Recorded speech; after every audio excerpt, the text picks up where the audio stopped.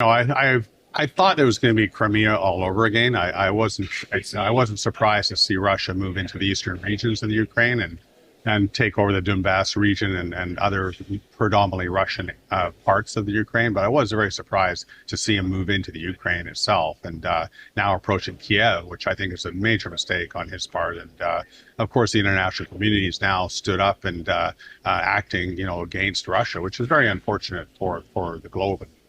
Well, it's certainly very uncertain how this plays out and develops, both from a military perspective and from an economic perspective. But so far, as cynical as it sounds, we have seen that this has been a relatively positive environment for silver. What does this mean for silver if this war continues to drag on, at least for the next couple of weeks? Yeah, look, the supply demand fundamentals of the silver is so good. I don't think we need a war to move silver prices. And I predicted, $30 silver this year before this even happened. So I still think that's going to happen. But it's unfortunate we're seeing metal prices move as a result of this event in Europe. But it's going to cause huge supply chain problems going forward, in my opinion. All right, but let's focus on the angle of first and foremost inflation and the Fed and what that could mean in terms of your expectations for the next Fed meeting and that impact on silver prices. Well, inflation is there, and it's going to get worse. Whether it's grains, whether it's oil, whether it's metals, a variety of different commodities. Russia is a big supplier of multiple commodities to the world. I think Russia supplies 30% of energy to the planet, predominantly Europe, and to cut Europe off is going to be devastating for those economies. So, it's going to cause more supply chain disruptions and higher prices all across the board. And as we noted, inflation is at a 4-decade high. But if we have this geopolitical risk, it really impedes the Fed's ability to take any kind of action, although many would argue that any action from the Fed wouldn't be that relevant anyway, considering where we are.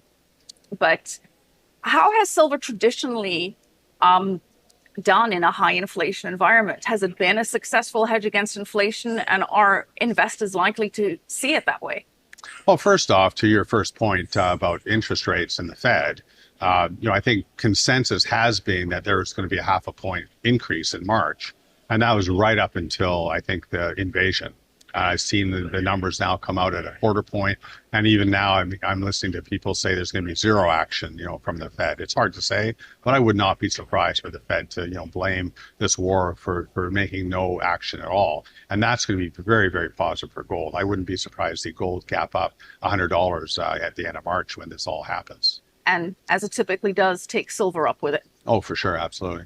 All right. Well, not to sound cynical, but if this does escalate into a more severe military situation from an industrial level that impacts silver in a number of ways, first and foremost, war is good for silver. As cynical and as deranged as that sounds, correct me if I'm wrong, but a number of weapons, including Tomahawk missiles, use a lot of silver. We were chatting about this earlier, and about 500 ounces of silver goes into each Tomahawk missile. So what is the industrial case for silver in a war climate?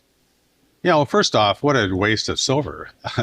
Having that silver spread all over the place is a terrible use. I'd rather that silver go into, the green energy, the green movement, and, electrifying the planet in ways that we're trying to accomplish. But, it is, you're right, used in a variety of military weapons and tools, from navigation systems to weapons. And, it's just one more, use of the metal. We're seeing solar panels, we're seeing electric cars, now we're seeing military weaponry. On the flip side of that is the industrial use of silver may decline if we do see a global recession as a result of this conflict, if it doesn't spiral into a military escalation any more than it has, or even if it does. Certainly there's going to be an economic impact from these sanctions.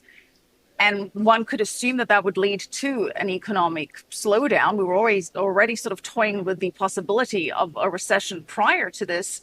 What would that mean in terms of traditional silver demand on the industrial use case for everything from cars to fridges to electric appliances? Do you see that hampering that demand? Well, hopefully this stays regional. God forbid this gets more broad, throughout Europe and elsewhere around the planet. But if it stays regional, I think still the demand is there for solar panels. I've seen numbers as high as 140 million ounces of demand in the solar industry. We're likely going to approach 100 million ounces of demand in the automotive sector this year. These industries are moving fast to electrify the planet and get fuel combustion cars off the surface of the earth. So I don't think that's going to stop unless this war really escalates out of control. On one of the fundamentals driving silver, solar panels is this move to clean energy. You just referenced solar panels. Mhm. One of the issues that has come up that has been highlighted is, of course, the major dependence of oil and gas. And many are seeing this as a wake-up call to those that have been advocating to reduce oil and gas and fossil fueled energy, saying that perhaps this has been too aggressive a move and it's time to scale it back a little bit, to slow down the move away from fossil fuels, and that perhaps that pushes the targets for going green a little further off on the horizon, that the restrictions on oil and gas may be loosened in response to this. Does that have a near-term impact on the price of silver? Well, it's hard to say. I think that you're right. I think that thesis is coming out more, among the experts, that the new Green Deal and, going green is not going to be as easy or quick as some politicians would like it to be. Getting off oil and gas, it's a great goal, but it's not going to take 10 years or less. This is a 50-year process to change the electrical grid on the planet.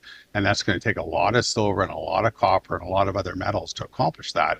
And I think the politicians are being unrealistic. And I think this war, now it's very energy intensive. And I think, countries around the world, I wouldn't be surprised to see Germany, for example, turn on their nuclear plants again. We're already seeing talks in Japan about them turning on the nuclear plants. So politicians are waking up to the fact that some of their objectives or goals are unrealistic. But it doesn't change the long-term trajectory, which is positive for silver. Or even short term, I think that because the demand is so great, the amount of ounces we need is so great. Like we're producing 800 million ounces a year as a mining sector. And you said yourself that we're consuming this year 1.1 billion ounces. That's a 300 million ounce deficit. Where's that silver going to come from? How long can you have these deficits before there's just simply no silver left? well, let's break down that number, because that was according to the Silver Institute forecasting a record demand for silver this year, setting a record at 1.112 billion ounces. That's beating last year, which was also a record at 1.02 billion ounces. So that was before we had the situation in Ukraine. Do you think that is going to change, that there's going to be a higher demand than what we're seeing?